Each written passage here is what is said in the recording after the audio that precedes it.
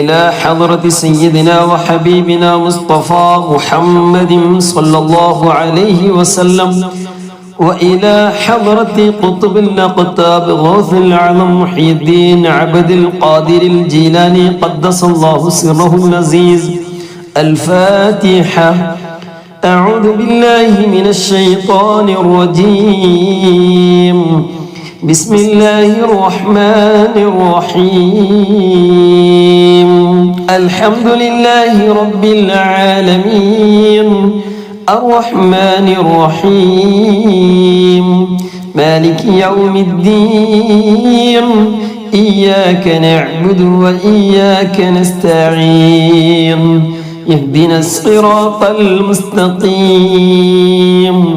صراط الذين أنعمت عليهم غير المغضوب عليهم ولا الضالين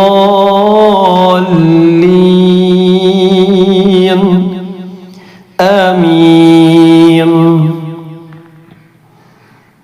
بسم الله الرحمن الرحيم. ألا إن أولياء الله لا خوف عليهم ولا هم يحزنون. بسم الله الرحمن الرحيم.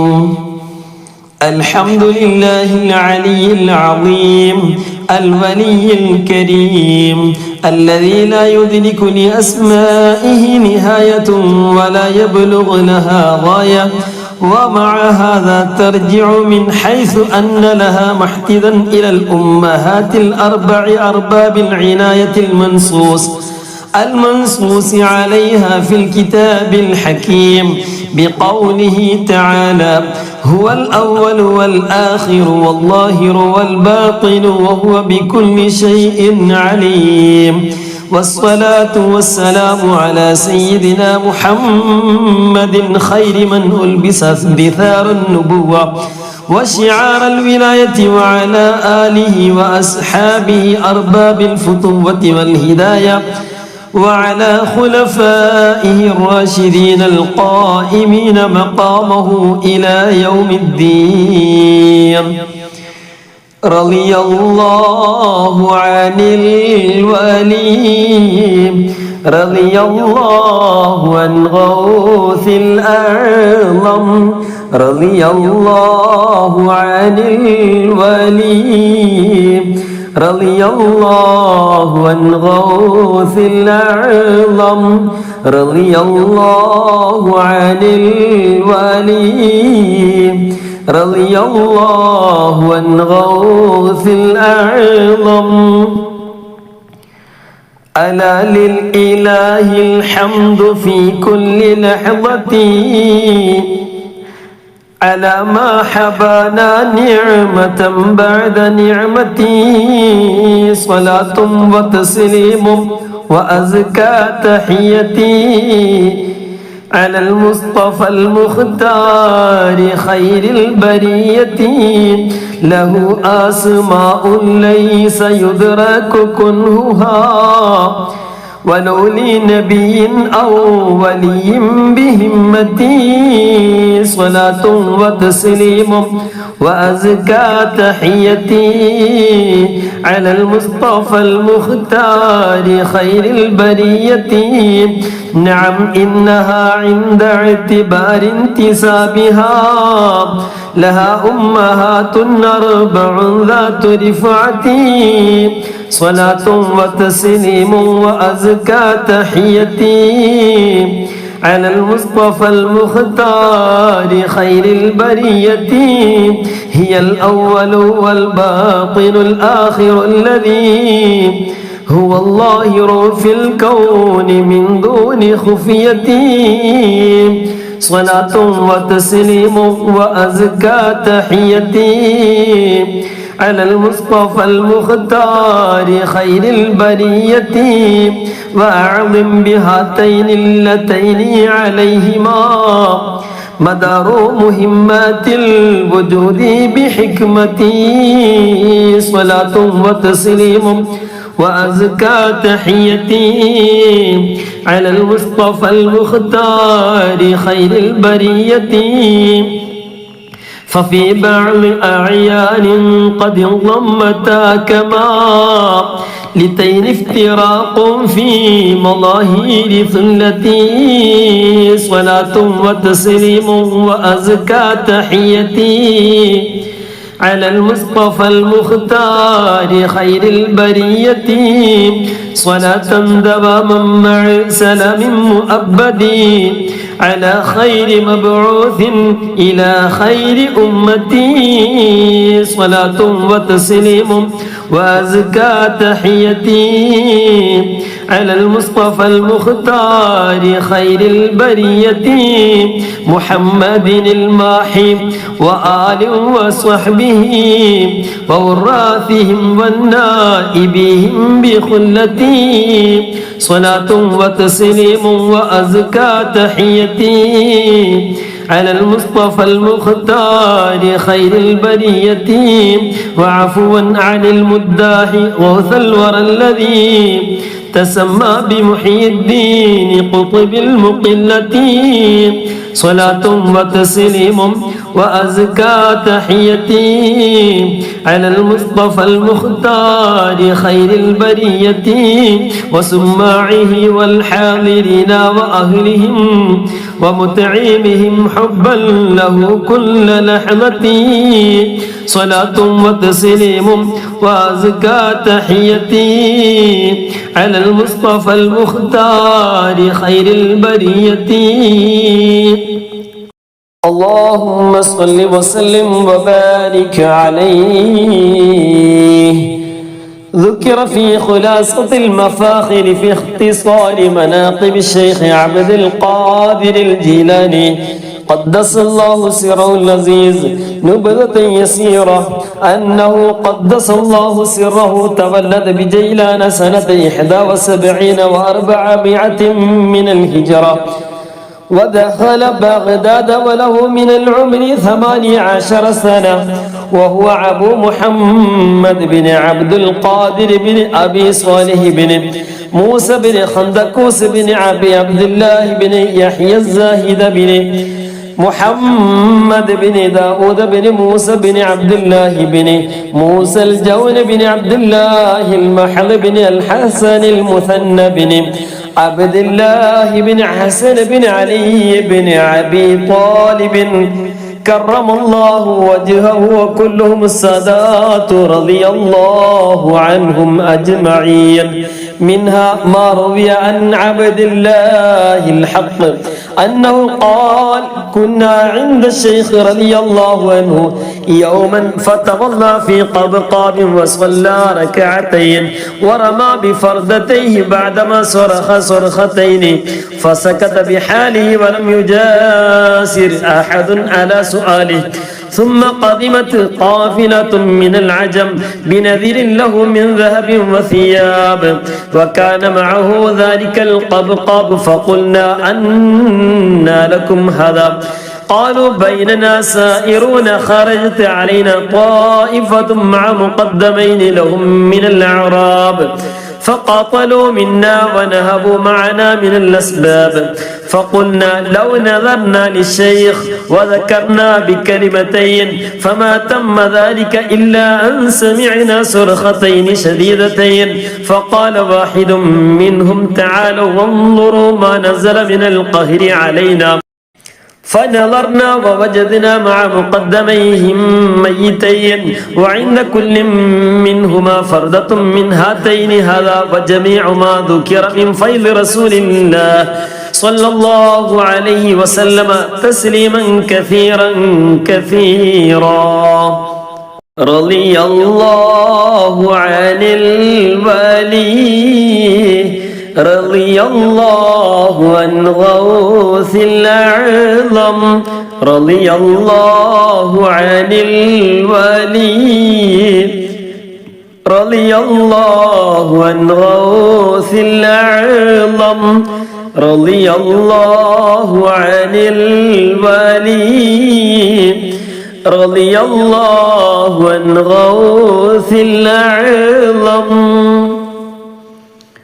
لا إله إلا الله لا إله إلا الله لا إله إلا الله محمد رسول الله يا جنود الذاكرين يا شهود الحاضرين أكثروا ذكرا مبينا لدليل الطالبين لا إله إلا الله لا إله إلا الله لا إله إلا الله محمد رسول الله أن تقولوا يا ملاذ واسع الفضل المعاذ منكم لنا نفاض كلنا عونا معينا لا إله إلا الله لا إله إلا الله لا إله إلا الله محمد رسول الله أنت حقا محيي الدين أنت قطب باليقين أنت غوث كل حين فادفع عنا حنينا لا إله إلا الله لا إله إلا الله لا إله إلا الله محمد رسول الله أنت غوث الثقلين أنت زين الحرمين ومنير المعلبين اجعل لنا مقبلين لا إله إلا الله لا إله إلا الله لا إله إلا الله محمد رسول الله أنت أتقى الأتقياء أنت أصفى الأصفياء صرت تاج الأولياء آتنا فتحا مبينا لا إله إلا الله لا إله إلا الله لا إله إلا الله محمد رسول الله أنت مبدئ النوادر مظهر ما في الضمائر مخبر ما في السرائر رحمة الدنيا ودينا الله الله ربنا الله الله الله حسبنا الله نحمد الله نشكر الله ذلك فضل من الله يا حفيد الحسنين يا كريم الطرفين يا نجيب الآبوين كلنا حرزا كمينا الله الله ربنا الله الله الله حسبنا الله نحمد الله نشكر الله ذلك فضل من الله كلنا كهفا منيعا أم بليات جميعا في خطيئات وسيعة من عطيات تفينا الله الله ربنا الله الله الله حسبنا الله نحمد الله نشكر الله ذلك فضل من الله أنزل الله سلاما مع صلوات دواما للذي غدا ختاما لجميع المرسلين الله الله ربنا الله الله الله حسبنا الله نحمد الله نشكر الله ذلك فضل من الله أحمد والآل أسرا والأولى خشوه نصرا مع من اقتفوه إثرا والفريق النائبين لا إله إلا الله لا إله إلا الله لا إله إلا الله محمد رسول الله وعفى عن سامعين مدحكم والصانعين طعمهم والحاضرين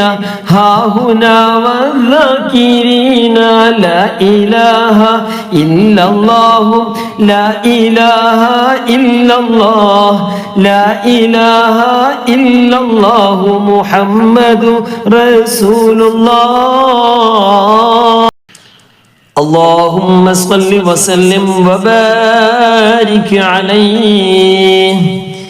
قال الله تعالى يا أيها الذين آمنوا اتقوا الله وابتغوا إليه الوسيلة وجاهدوا في سبيله لعلكم تفلحون. نبه الله تعالى بهذه الآية أهل الطريقة على أن رجاء الفلاح الحقيقي متوقف على 4 أعمال من الدقائق أحدها الإيمان المتأكد بالبرهان المتأيد بالمكاشفة والعيان الذي يخرج به العبد من أقسام الشرك والطغيان. الثاني التقوى ب3 أنواعها الأدنى تجنب المؤمن للعصيان والأوسط الذي هو تحفظ السالك عن النسيان والأعلى الذي هو جعل العارف ربه في موارد السر بقاية لحاضرة قدسه. والثالث ابتغاء الوسيلة بنوعها الأعم الذي هو تقديم الأعمال الحسنة وتقويم الأفعال المستحسنة والأخص الذي هو اتخاذ الطالب لنفسه من الهداة الكمل خليلا ليكون له دليلا.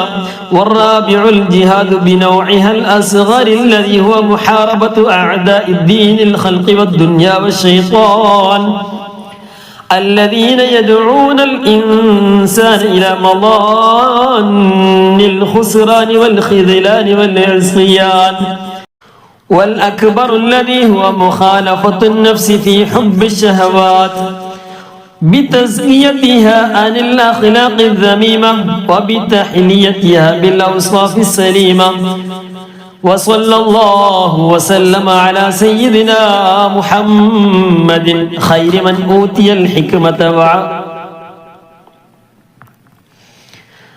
الذين يدعون الإنسان إلى مضان الخسران والخذلان والعصيان الذين يدعون الإنسان إلى مضان الخسران والخذلان والعصيان. والأكبر الذي هو مخالفة النفس في حب الشهوات بتزكيتها عن الأخلاق الذميمة وبتحليتها بالأوصاف السليمة. وصلى الله وسلم على سيدنا محمد خير من أوتي الحكمة وفصل الخطاب وعلى الآل والأصحاب والأولياء والأقطاب. رضي الله عن الولي رضي الله عن غوث الأعظم رضي الله عن الولي رضي الله عن غوث الأعظم رضي الله عن الولي رضي الله عن غوث الأعظم.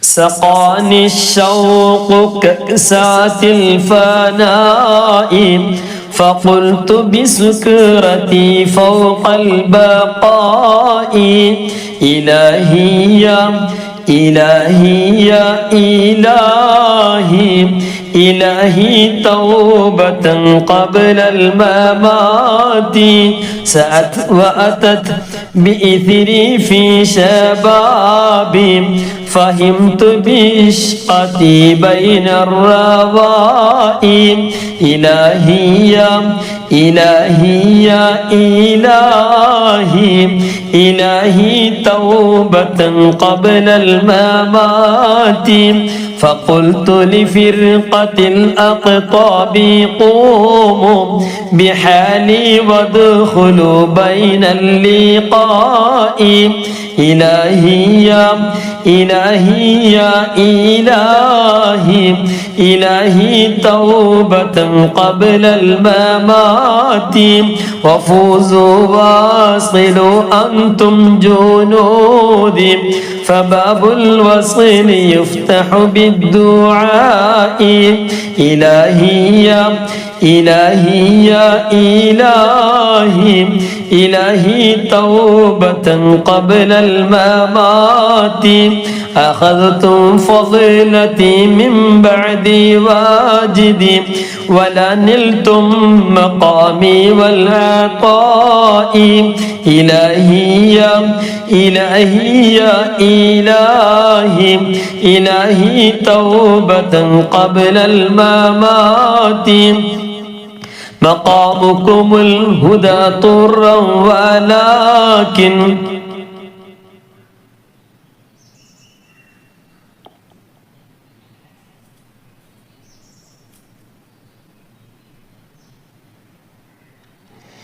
مقامكم الهدى طرا ولكن مقامي في التفوق مقامكم الهدى طرا ولكن مقامي في التفوق والعلاء إلهي يا إلهي يا إلهي إلهي توبة قبل الممات أنا في حضرة التوصيل فاردي يقلبني وحسبي ذو السماء إلهي يا إلهي يا إلهي إلهي توبة قبل الممات أنا العالم بعلم كل قطب ونستوفي الكمال من العماء إلهي يا إلهي يا إلهي إلهي توبة قبل الممات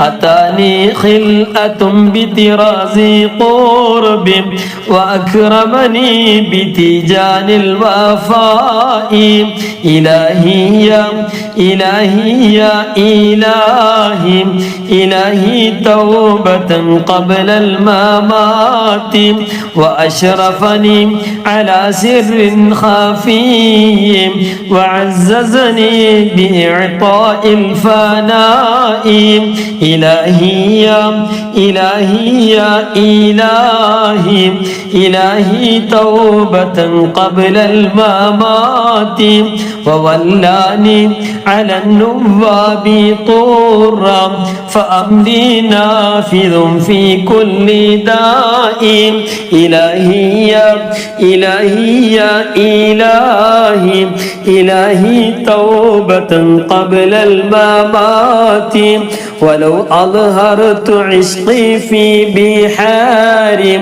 لكان الكل غورا في الفناء إلهي يا إلهي يا إلهي إلهي توبة قبل الممات ولو ألهمت شوقي في جبال لمرت كالسحاب على الهواء إلهي يا إلهي يا إلهي إلهي توبة قبل الممات ولو ألقيت ذوقي فوق ناري لخمدت واختفت حق الخفاء مرادي يا مرادي يا مرادي مرادي شيخ محي الدين مرادي ولو أسمعت سري سمع ميت لقام وصار حيا بالنداء مرادي مرادي شيخ محي الدين مرادي وما منا سرائر والخفايا ترى بالقوم إلا بالرضاء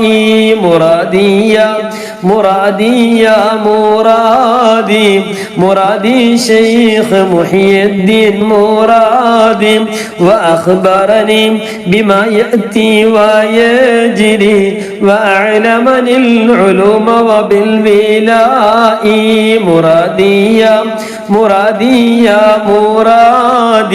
مرادي شيخ محي الدين مرادي مريدي عش ودم وافرغ وغني واسمي مدخل تحت اللواء مرادي شيخ محي الدين مرادي مريدي لا تخف ربي كريم هداني للوصول مع البهائم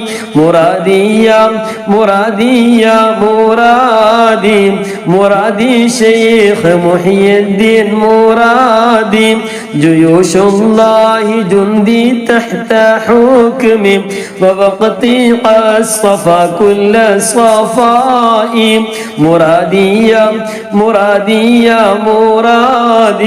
مرادي شيخ محي الدين مرادي رأيت إلى بلاد الله طرا بحكم الوصل خردلة الهواء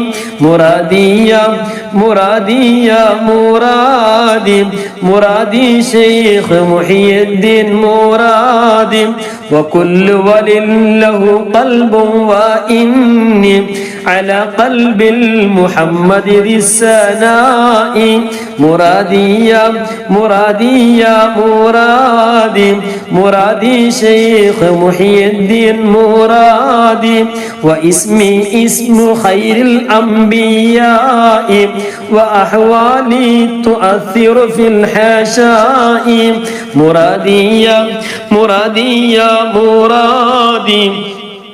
مرادي شيخ محي الدين مرادي إلهي سيدي صل وسلم على طه وآل بالبلاء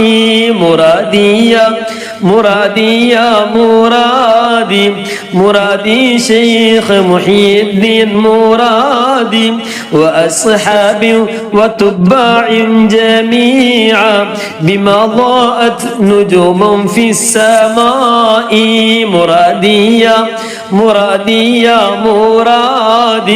مرادي شيخ محي الدين مرادي إلهي فاعفوا لأبي وأمي وأستاذي بحرمة ذي السناء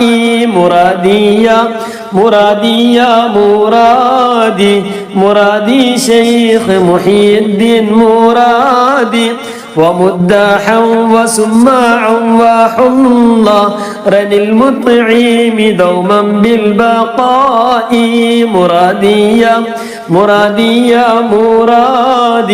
مرادي شيخ محي الدين مرادي إلهي عبدك المسكين فارحم بغفران الذنوب وبالفناء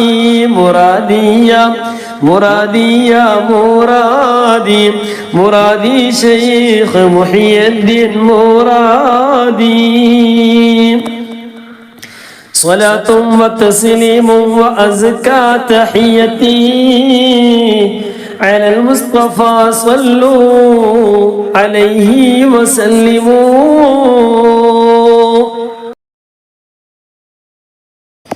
الحمد لله رب العالمين. اللهم صل وسلم على سيدنا محمد وعلى آل سيدنا ومولانا محمد. اللهم إنا نحن عبيدك الفقراء وبجبال الأهواء أسرا حضرنا هذا المجلس العاطر وقرأنا بإذن صاحبه صاحبه مناقب وليك. الحمد لله رب العالمين. اللهم صل وسلم وبارك على سيدنا محمد وعلى آل سيدنا ومولانا محمد. اللهم إنا نحن عبيدك الفقراء وبجبال الأهواء أسرا حضرنا هذا المجلس العاطر وقرأنا بإذن صاحبه مناقب وليك عبد القادر الجيلاني قدس الله سره العزيز وبجاهه لديك وبقربه إليك وفقنا للاقتداء به وسائر الأولياء وامتثال المأمورات واجتناب المحظورات واحفظ ظواهرنا للعثرات. ربنا لا تؤاخذنا إن نسينا أو أخطأنا ربنا ولا تحمل علينا إصرا كما حملته على الذين من قبلنا ربنا ولا تحملنا ما لا طاقة لنا به واعف عنا واغفر لنا وارحمنا أنت مولانا فانصرنا على القوم الكافرين. അർഹമുർറഹീമായ റഹ്മാനായ റബ്ബേ, ഞങ്ങൾ ഓതിയ ഖിറാഅത്തിനെ നീ സ്വീകരിക്കണേ അല്ലാഹ്, നീ സ്വീകരിക്കണേ അല്ലാഹ്, നീ സ്വീകരിക്കണേ അല്ലാഹ്, നീ പൊരുത്തപ്പെട്ട അമലായി നീ ഖബൂലാക്കണേ അല്ലാഹ്. ഞങ്ങൾ ഈ ചൊല്ലിയ മദ്ഹിനെ നീ സ്വീകരിക്കണേ റഹ്മാനെ, മൗലിദിനെ നീ സ്വീകരിക്കണേ റഹ്മാനെ. ബഹുമാനപ്പെട്ട ഹബീബായ മുത്ത് മുഹമ്മദ് മുസ്തഫ സ്വല്ലല്ലാഹു അലൈഹി വസല്ലമ തങ്ങളുടെ ഹദറത്തിലേക്ക് എത്തിക്കണ റഹ്മാനെ. ബഹുമാനപ്പെട്ട എല്ലാ അമ്പിയാക്കൾ, ഔലിയാക്കൾ, സ്വാലിഹീങ്ങൾ, ശുഹദാക്കൾ, എല്ലാ ഖൈറിന്റെ അഹ്ലുകാരുടെയും ഹദറാത്തിലേക്ക് നീ എത്തിക്കണ റഹ്മാനെ. പ്രത്യേകിച്ച് ബഹുമാനപ്പെട്ട ഗൗസുൽ ആദം മുഹിയുദ്ദീൻ അബ്ദുൽ ഖാദിർ ജീലാനി ഖദ്ദസല്ലാഹു സിറഹുൽ അസീസ് തങ്ങളുടെ ഹദറത്തിലേക്ക് നീ എത്തിക്കണ റഹ്മാനെ. എല്ലാവിധ മഹത്തുക്കളുടെയും ഹദറാത്തിലേക്ക് നീ എത്തിക്കണ റഹ്മാനെ. അവിടൊക്കെ പൊരുത്തം ഞങ്ങൾക്ക് നീ നൽകണ റഹ്മാനെ. റഹ്മാനെ റബ്ബേ, അവരൊക്കെ ബറക്കത്ത് കൊണ്ട് ഞങ്ങളെ എല്ലാവിധ ഉദ്ദേശങ്ങളും നീ പൂർത്തീകരിച്ച് നൽകണേ അല്ലാഹ്, നീ പൂർത്തീകരിച്ച് നൽകണ റഹ്മാനെ, നീ പൂർത്തീകരിച്ച് നൽകണ റഹ്മാനെ. ആരെല്ലാം കേട്ടിട്ടുണ്ടോ, ആരെല്ലാം കൂടെ ചൊല്ലിയിട്ടുണ്ടോ, കണ്ടിട്ടുണ്ടോ, നീ സ്വീകരിക്കണേ അല്ലാഹ്. നീ അർഹമായ പ്രതിഫലം നൽകണേ അല്ലാഹ്, അർഹമായ പ്രതിഫലം നൽകണേ റഹ്മാനെ. അർഹമുർറഹീമായ റഹ്മാനെ റബ്ബേ, ഞങ്ങളുമായി ബന്ധപ്പെട്ട എല്ലാവിധ പ്രയാസങ്ങളും നീ നീക്കണ റഹ്മാനെ. ഞങ്ങൾക്ക് നീ സലാമത്ത് നൽകണ റഹ്മാനെ, ഇസ്സത്ത് നൽകണ അല്ലാഹ്, പരിപൂർണ ആഫിയത്ത് നൽകണ റഹ്മാനെ. ആഫിയത്തുള്ള ദീർഘായുസ് നീ പ്രദാനം ചെയ്യണ റഹ്മാനെ. ഇബാദത്തിനായി കൊണ്ടുള്ള ജീവിതം നൽകണ റഹ്മാനെ. റഹ്മാനെ റബ്ബേ, ഇബാദത്തുകൾ പ്രത്യേകിച്ച് നിസ്കാരം പോലത്തെ കർമ്മങ്ങളൊക്കെ മുറ പോലെ നിർവഹിക്കാനുള്ള തൗഫീഖ് നീ നൽകണേ അല്ലാഹ്. റഹ്മാനായ റബ്ബേ, ഞങ്ങൾ ഈ ഓതിയതിന്റെയും ചൊല്ലിയതിന്റെയൊക്കെ മിസ്ല സവാബിനെ ഞങ്ങളിൽ നിന്ന് മരണപ്പെട്ടു പോയവരുടെ ഹദറാത്തിലേക്ക് നീ എത്തിക്കണം റഹ്മാനെ. ഞങ്ങളെ മാതാപിതാക്കള്, ഉപ്പാപ്പമാര്, ഉമ്മാമ്മമാര്, റഹ്മാനെ റബ്ബേ, സഹോദരി സഹോദരന്മാര്, ജ്യേഷ്ഠാനുജന്മാര്, മക്കള്, റഹ്മാനെ റബ്ബേ, കൂട്ടുകുടുംബക്കാര്, ഭാര്യ ഭർത്താക്കന്മാര്, റഹ്മാനെ റബ്ബേ, കൂട്ടുകാര്, അയൽവാസികൾ, കുടുംബക്കാര്, ഞങ്ങളിൽ നിന്നും ഒരുപാട് ആളുകൾ മരണപ്പെട്ടു പോയിട്ടുണ്ട്. അവിടൊക്കെ ഹദറത്തിലേക്ക് നീ എത്തിക്കണം റഹ്മാനെ. അവിടൊക്കെ ഖബറിലേക്ക് ഇതിന് മിസ്ല സവാബിനെ നീ എത്തിച്ചു കൊടുക്കണേ അല്ലാഹ്. ഞങ്ങളാക്കിയ പോറ്റി വളർത്തിയ ഞങ്ങളെ മാതാപിതാക്കള്, റഹ്മാനെ റബ്ബേ, ഉസ്താദുമാര്, ഭക്ഷണം തന്നവര്, സഹായിച്ചവര്, സഹകരിച്ചവര്, റഹ്മാനെ റബ്ബേ, ജീവിച്ചിരിക്കുന്നവർക്ക് ആഫിയത്തുള്ള ദീർഘായുസ് നീ പ്രദാനം ചെയ്യണേ അല്ലാഹ്. മരണപ്പെട്ടവർക്ക് നീ മഗ്ഫിറത്ത് നൽകണേ അല്ലാഹ്, മർഹമത്ത് നൽകണേ റഹ്മാനെ. ഖബറിനെ നീ വിശാലമാക്കി സന്തോഷമാക്കി കൊടുക്കണേ അല്ലാ. കണ്ണെത്താം ദൂരത്തേക്ക് നീ വിശാലമാക്കി കൊടുക്കണേ റഹ്മാനെ. സ്വർഗീയ അനുഭൂതി കൊടുക്കണേ അല്ലാ. സ്വർഗീയ ഭക്ഷണം കൊണ്ടും സ്വർഗീയ പാനീയം കൊണ്ടും നീ അനുഗ്രഹിക്കണേ റഹ്മാനെ. റഹ്മാനെ റബ്ബേ, അവർക്ക് മൂനിസായിട്ട് ഇനാസായിട്ട് അവരുടെ ഖബറിലേക്ക് ഞങ്ങൾ ഈ ചൊല്ലിയതിനൊക്കെ മിസ്ല സവാബിന് എത്തിച്ചു കൊടുക്കണേ അല്ലാ. അവർ സന്തോഷിക്കാൻ കാരണമാക്കണേ റഹ്മാനെ.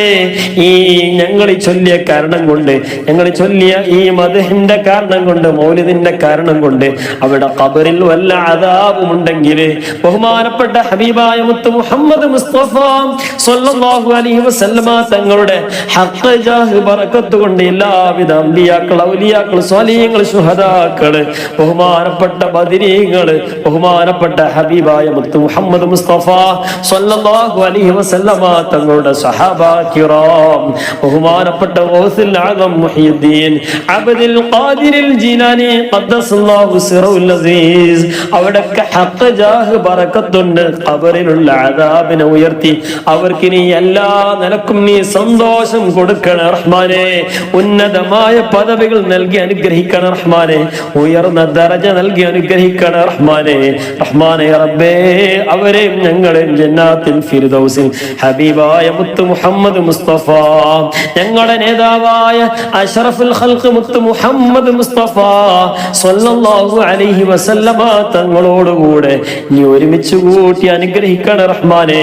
ആ ശറഫാക്കപ്പെട്ട കരമൊന്ന് ചുംബിക്കാൻ, ആ ശറഫാക്കപ്പെട്ട കരത്തിൽ നിന്ന് ഹൗലുൽ കൗസർ വാങ്ങിക്കുടിക്കാൻ, ആ ശറഫാക്കപ്പെട്ട തിരുജിവാറിൽ നിന്ന് റഹ്മാനായ റബ്ബേ നിന്റെ ലിഖാ കാണാൻ നീ സൗഭാഗ്യം ഞങ്ങൾക്കും പറയപ്പെട്ടവർക്കും ഞങ്ങളോട് ബന്ധപ്പെട്ട എല്ലാവർക്കും നീ തൗഫീഖ് നൽകണേ അല്ലാഹ്. നീ തൗഫീഖ് നൽകണേ റഹ്മാനെ. ഞങ്ങളെ ഓരോ അക്ഷരങ്ങളും ഓരോ ഹർഫുകളും പഠിപ്പിച്ച, 1-ാം ക്ലാസ് മുതൽ പഠിപ്പിച്ച ഞങ്ങളെ ഉസ്താദുമാര് റഹ്മാനെ റബ്ബേ, ഞങ്ങളെ ദർസിൽ പഠിപ്പിച്ച ഉസ്താദ് റഹ്മാനെ റബ്ബേ, ഞങ്ങളുമായി ബന്ധപ്പെട്ട ആരെല്ലാം ഉസ്താദുമാരുണ്ടോ റഹ്മാനെ റബ്ബേ, ജീവിച്ചിരിക്കുന്നവർക്ക് ആഫിയത്തുള്ള ദീർഘായുസ്സിനെ പ്രദാനം ചെയ്യണം റഹ്മാനെ. ഞങ്ങളെ ഈ പരിശുദ്ധമാക്കപ്പെട്ട പരിശുദ്ധ ഖുർആന്റെ മജ്ലിസുകൾ നടക്കാറുണ്ട് റഹ്മാനെ റബ്ബേ. ഞങ്ങൾ ഈ ക്ലാസ്സിൽ ഒരുപാട് വിശുദ്ധ ഖുർആന്റെ പാരായണവുമായി ബന്ധപ്പെട്ടുകൊണ്ട് ഒരുപാട് ആളുകൾ പ്രേക്ഷകരുണ്ട് റഹ്മാനെ റബ്ബേ. അവരൊക്കെ നീ സ്വീകരിക്കണം അല്ലാഹ്, നീ സ്വീകരിക്കണം റഹ്മാനെ. ഈ പരിശുദ്ധ ഖുർആൻ ഓരോ ഹർഫും ഞങ്ങളെ പഠിപ്പിച്ച ഞങ്ങളെ ഉസ്താദുമാർ ജീവിച്ചിരിക്കുന്നവർക്ക് ആഫിയത്തുള്ള ദീർഘായുസ്സിനെ പ്രദാനം ചെയ്യണം അല്ലാഹ്. മരണപ്പെട്ടവർക്ക് നീ മഗ്ഫിറത്തും മർഹമത്തും നൽകണം റഹ്മാനെ. അവിടൊക്കെ ദറജകൾ നീ ഉയർത്തവർക്ക് നീ സന്തോഷം നൽകണം റഹ്മാനെ. അവിടെ ഖബറിലേക്ക് ഇതിനെ മിസ്ൽ സവാബിനെ നീ എത്തിച്ചു കൊടുക്കണം റഹ്മാനെ. നീ എത്തിച്ചു കൊടുക്കണം റഹ്മാനെ. റഹ്മാനെ റബ്ബേ, ഞങ്ങൾ ഈ ചൊല്ലിയ കാരണം കൊണ്ട്, ഞങ്ങൾ ഈ ചൊല്ലിയ ഈ സദസ്സിന്റെ ബറക്കത്ത് കൊണ്ട് റഹ്മാനെ റബ്ബേ, നാനാദിക്കിൽ നിന്നും ലോകത്തിന്റെ നാനാഭാഗത്തു നിന്നും ഒരുപാട് ആളുകൾ വീക്ഷിക്കുന്നുണ്ട് റഹ്മാനെ റബ്ബേ. ആരെല്ലാം ശ്രവിക്കുന്നുണ്ടോ, ആരെല്ലാം കേൾക്കുന്നുണ്ടോ, ആരെല്ലാം കൂടെ ചൊല്ലുന്നുണ്ടോ, എല്ലാവരും നീ കബൂലാക്കണേ അല്ലാഹ്. എല്ലാവരിൽ നിന്ന് നീ സ്വീകരിക്കണം റഹ്മാനെ. അർഹമായ പ്രതിഫലം നൽകണേ അല്ലാഹ്. അർഹമായ പ്രതിഫലം നൽകണേ റഹ്മാനെ. നീ പ്രതിഫലം നൽകണേ റഹ്മാനെ. നിന്റെ മഹത്തുക്കളോടുള്ള മഹബത്ത് കാരണമായിട്ടാണ് ഞങ്ങളെ ഖൽബിനെ നീ വർദ്ധിപ്പിച്ച് നൽകണേ റഹ്മാനെ. നിന്റെ മഹാരഥന്മാരോടുള്ള ഹുബ്ബിനെ നീ വർദ്ധിപ്പിച്ച് നൽകണേ റഹ്മാനെ. ഞങ്ങളെ ഈമാനെ നീ ശക്തിപ്പെടുത്തണേ അല്ലാഹ്. ഈ ഈമാനെ നീ ശക്തിപ്പെടുത്തണേ റഹ്മാനെ. ഈ ലോകത്ത് നിന്ന് വിട പറയുന്ന സമയത്ത് എല്ലാ ബാധ്യതകളും തീർത്തുകൊണ്ട് പരിപൂർണ ഈമാനോടുകൂടെ ലാ ഇലാഹ ഇല്ലല്ലാഹ്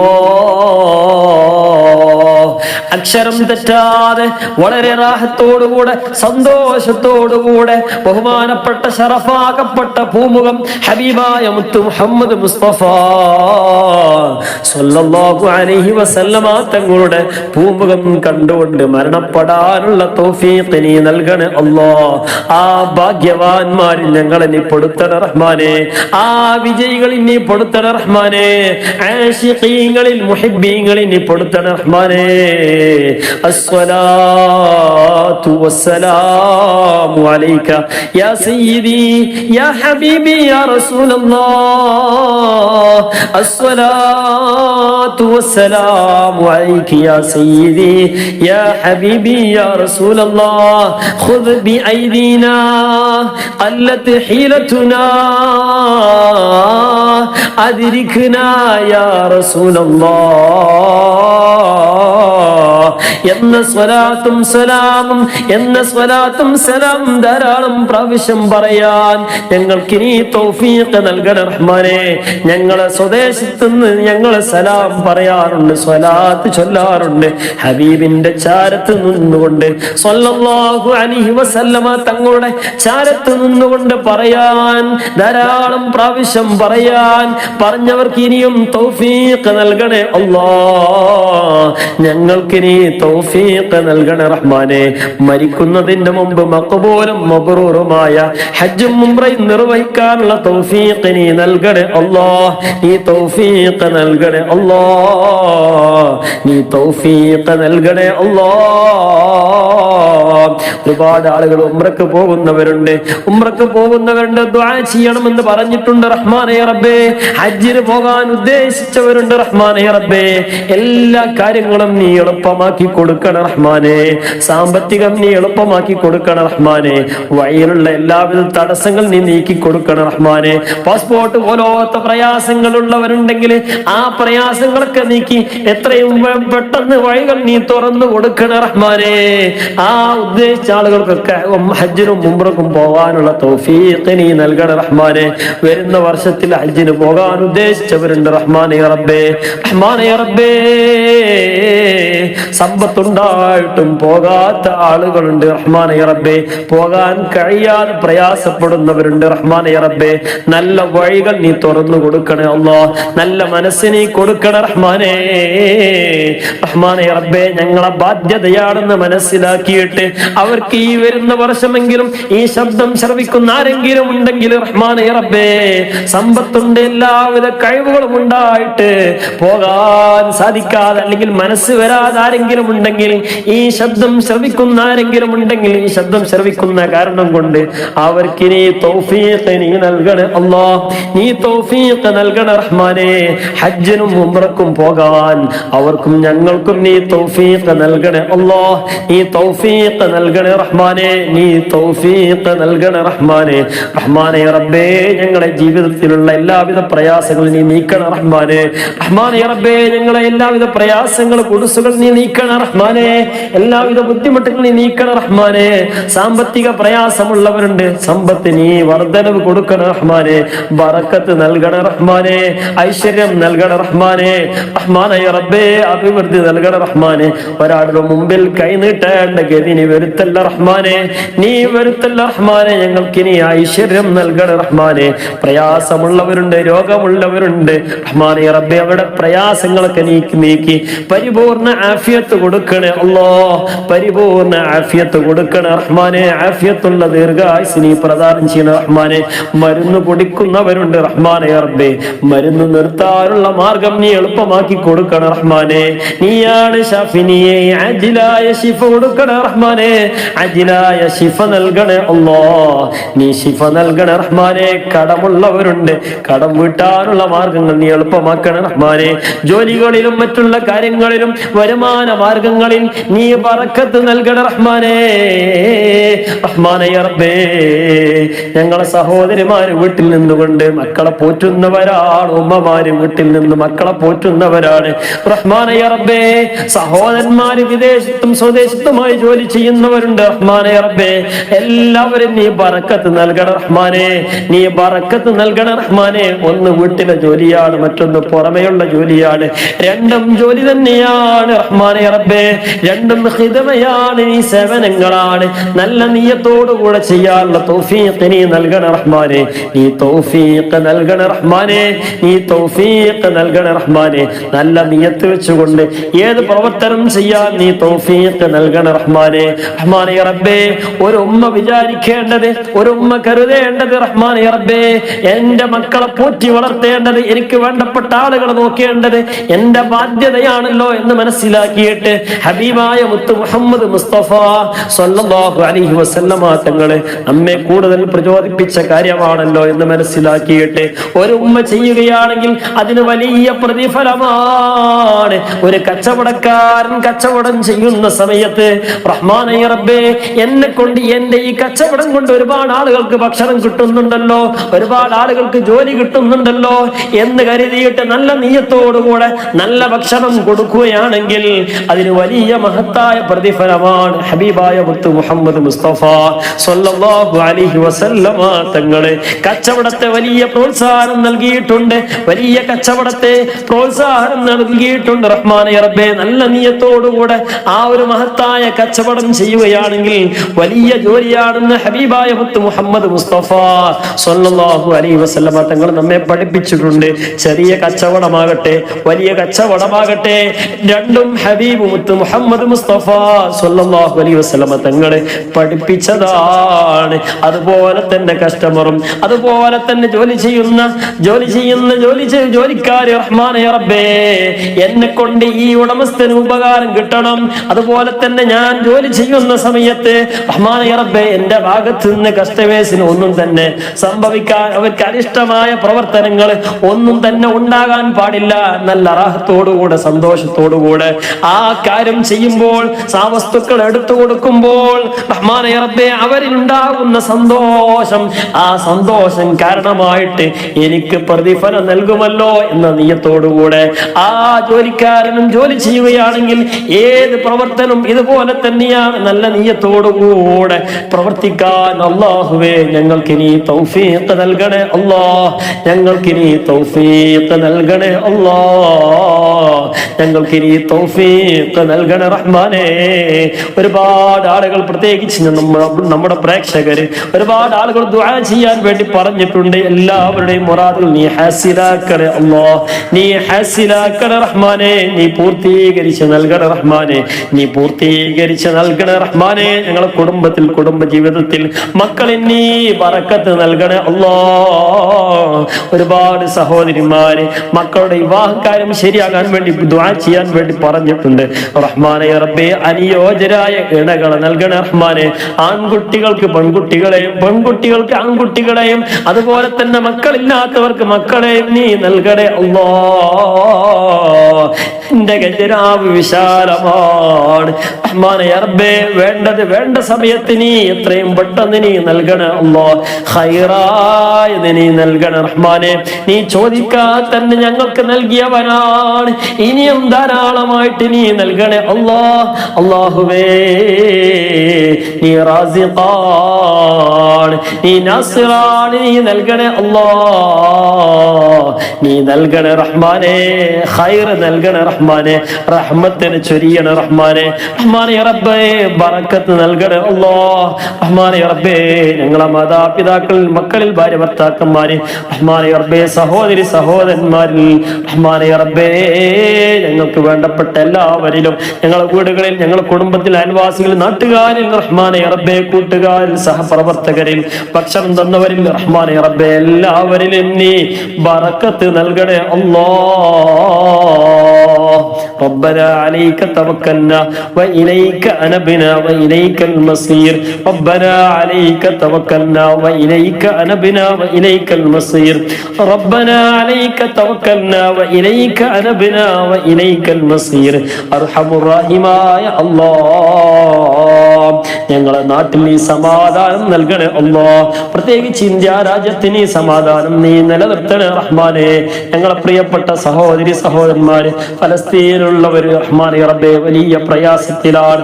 റഹ്മാനേ റബ്ബേ, അക്രമകാരികളിൽ നിന്ന് അവരെ നീ കാക്കണേ റഹ്മാനേ.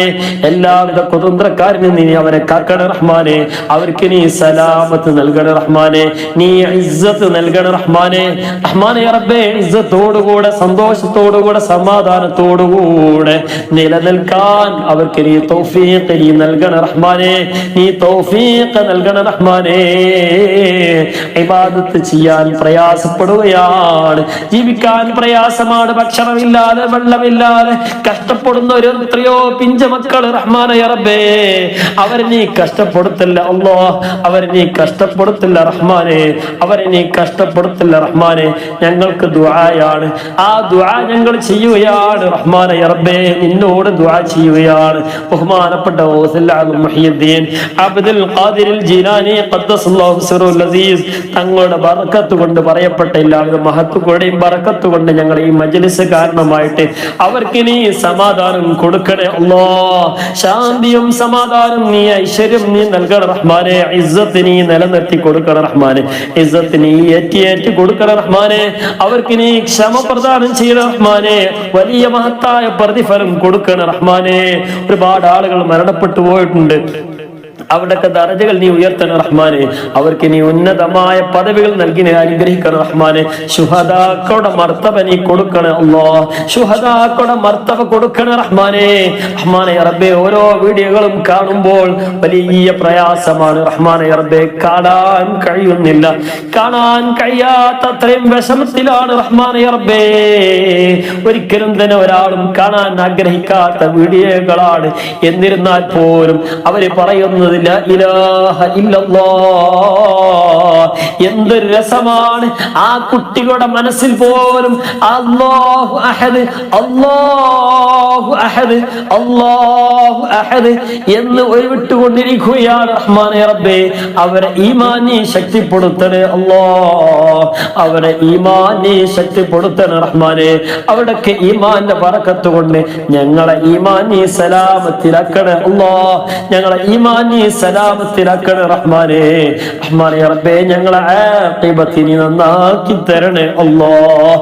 റബ്ബനാ അലൈക തവക്കൽനാ വഇലൈക അനബ്നാ വഇലൈകൽ മസീർ. اللهم ارحمنا وارحم والدينا وارحم المسلمين آمين برحمتك يا أرحم الراحمين بفضلك. صلى الله على محمد.